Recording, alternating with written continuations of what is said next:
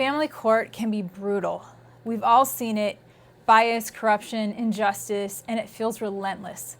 For many of us, the family court system can be more terrifying than any villain in a movie. And it's so easy to bash the system at every turn. And trust me, I get it. And I know you've been there too. You've felt the sting of a ruling that didn't make sense, the frustration of fighting an uphill battle while the deck seemed stacked against you.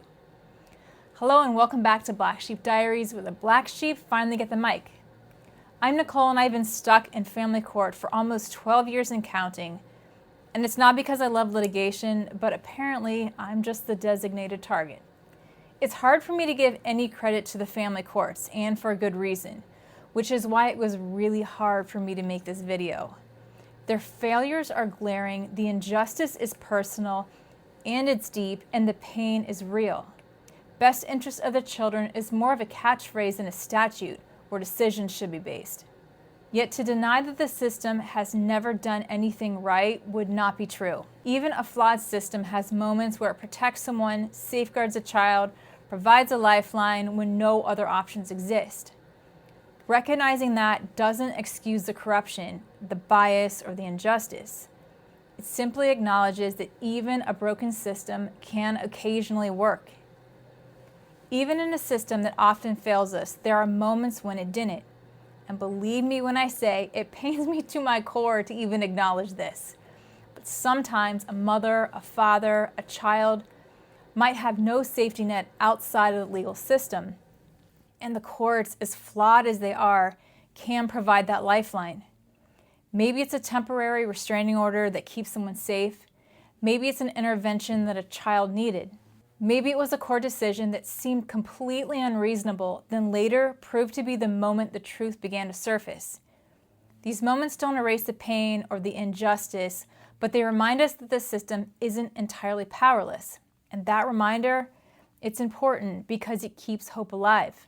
But here's the hard truth about the justice system. Sometimes, just sometimes, the higher courts, the appellate courts, state courts, and even federal courts step in and actually save the day when the family courts abuse their power. They hold local courts accountable when those courts have lost their way. They provide a lifeline when corruption runs rampant and when small-town courts might unfairly dominate the family unit with unreasonable decisions. Thank God we at least have that option. Can you imagine what would happen if we didn't? No appeals, no oversight, no check on local power, no higher court. It's actually terrifying just to think about it. As imperfect and in need of reform as the family court system is, at least the court still gives its citizens the option for appeal when violations occur. And on the flip side, the pain, the frustration, the injustice we feel, they don't need to be wasted but should be turned into an opportunity to shed light and to help others who are also trapped. People who have been wronged, who have had their families torn apart or their voices silenced, are using that pain to demand change. They scream, they advocate, they fight. They're turning personal tragedy into action, and in doing so, they're actually shaping the future of the system. Their courage is proof that from suffering can come strength, and from outrage action, and from ashes beauty.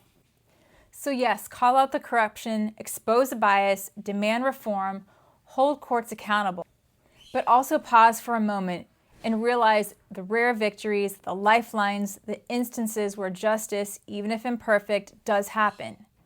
Those moments don't erase the future, but they show us that a better system is possible. And it's worth remembering that there are professionals in the system who are there because they actually want to help. Some of them are fighting for fairness, safety, and change. They can't all be thrown out, discarded, or labeled as corrupt. Even in the midst of their flawed system, their dedication can make a difference. As hard as it is for me to say this, it is the truth. Because here's the thing, reform doesn't happen in a vacuum.